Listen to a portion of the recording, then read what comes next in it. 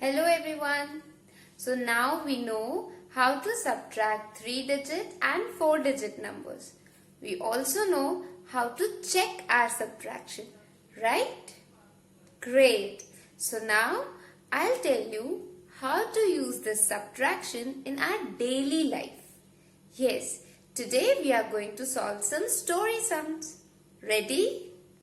Let's read the first question. In a village, there are 1315 neem trees and 1575 banyan trees. Now, how many more banyan trees are there than the neem trees? As you can see, we have to compare the number of banyan trees and neem trees and find out how many more banyan trees are there. Whenever we have to compare and find the difference, we go for subtraction, right? So here also we are going to subtract. Now you must have noticed one more thing, that I have encircled the numbers in the question and I have underlined the object, the name of the object written after it. Why have I done this? Do you remember? I taught this to you in previous chapter also. Exactly. This makes our statement formation easy. Instead of the numbers that I have encircled, we will write number of while writing the statement, right? So number of neem trees and number of banyan trees will be our first two statements. Also remember that in subtraction it is compulsory to write the bigger number in the upper row. That's why our first statement will be number of banyan trees. Clear? So let's write. Our first statement is number of banyan trees. What is it? 1575. After that, we have number of neem trees. It is 1315. What we have to find out is the difference, right? We have to find out the difference. How many more, how many less? It is the difference. So third statement will be simple, the difference. Now to subtract, we know we have to start with the ones column. So let us begin. 5 minus 5 is 0. Any number subtracted from itself is 0. Okay. Now 7 minus 1. Always remember, 1 subtracted from any number gives us its previous number. So 7 minus 1 will be 6. If you want to count and check, we can. Smaller number in mind, 1 in mind, and we will count till 7. So after 1, 2, 3, 4, 5, 6, 7. How many remaining? 6, right? So 1 subtracted from any number gives us its previous number. Okay. Now 5 minus 3. 3 in mind. After 3, we'll count till 5, 4, 5.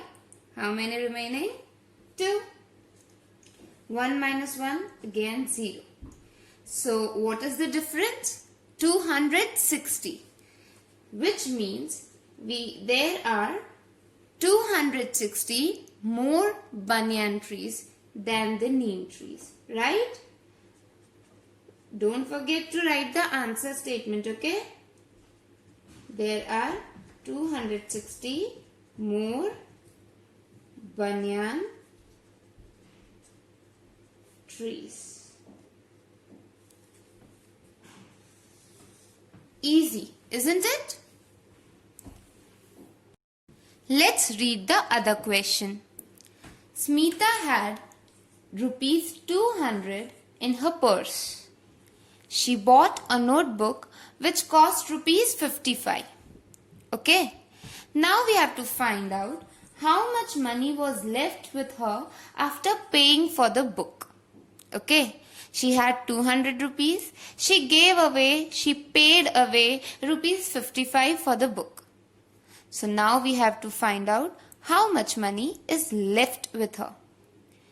The word left clearly indicates that we have to subtract. Easy? So let's try. Again, for formation of statement, let's encircle the amount.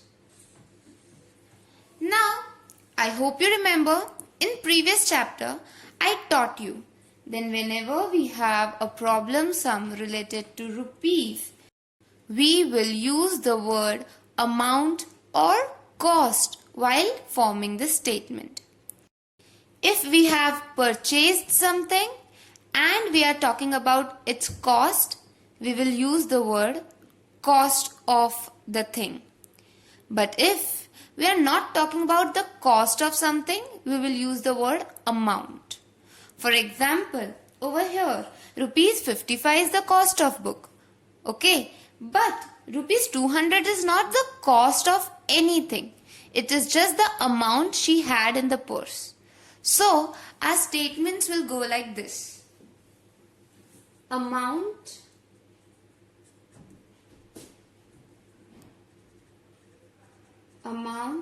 she had is equal to rupees 200.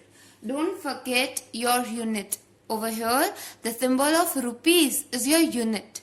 Okay, it is very important. Now, our next statement will be cost of the book. I hope it's clear when to use the word cost when we are buying something and we are talking about its price, and the word amount when we are not discussing the price or the cost of anything, right? So cost of the book was rupees 55. We have to find the amount remaining, right? The amount left with her. So amount left. We'll subtract to find out the answer. Of course, 0 is smaller than 5. We'll go for borrowing. Again, we have 0 at tens place. So, we'll borrow from hundreds place. This will become 1. This will become 9. How 9? Because over here it will become 10. But again, this has to give 1 to ones place, right?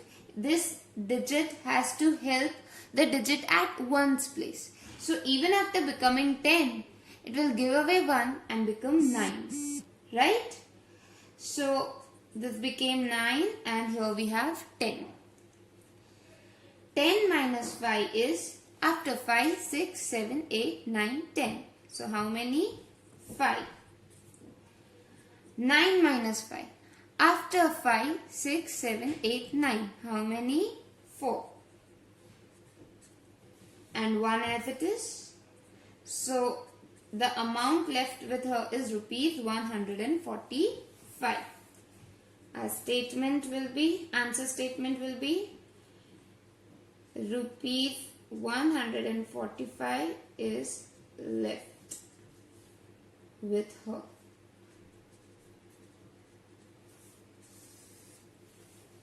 Easy, right? I hope there is no confusion. Now let's move towards the last example for the day.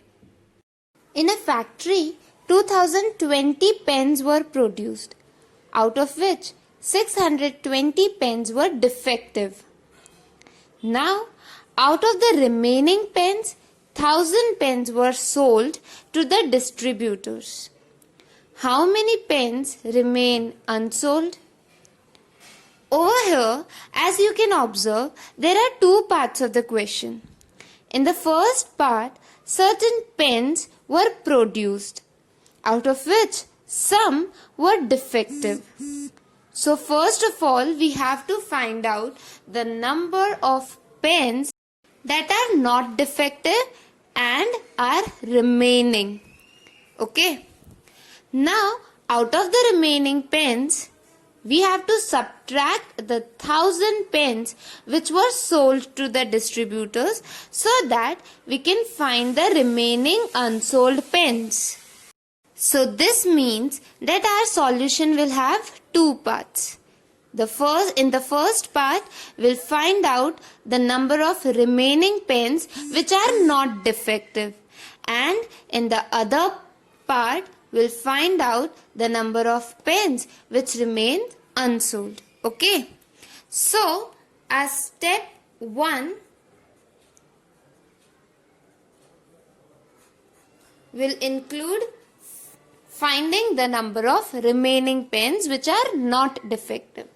So our first statement will be number of pens produced. Okay? Number of pens produced,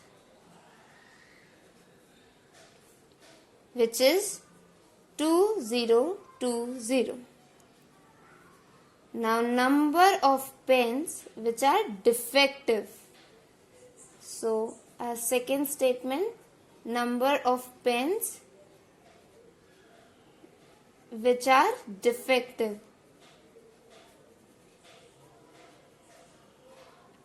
In short, we can also write number of defective pens.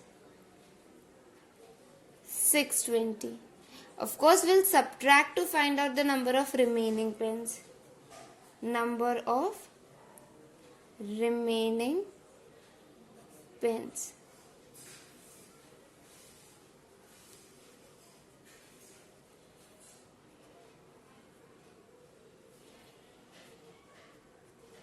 When we subtract, we get the answer 1400, right? So, the number of pens remaining is 1400. Now starts our step 2. First statement is number of pens remaining.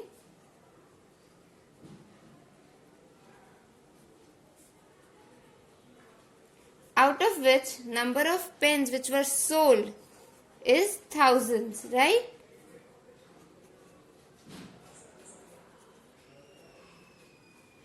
So number of pens sold is 1000. Now our final statement will be number of pens unsold is equal to, when we subtract 1000 from 1400, the answer is 400, right? Don't forget to write the statement.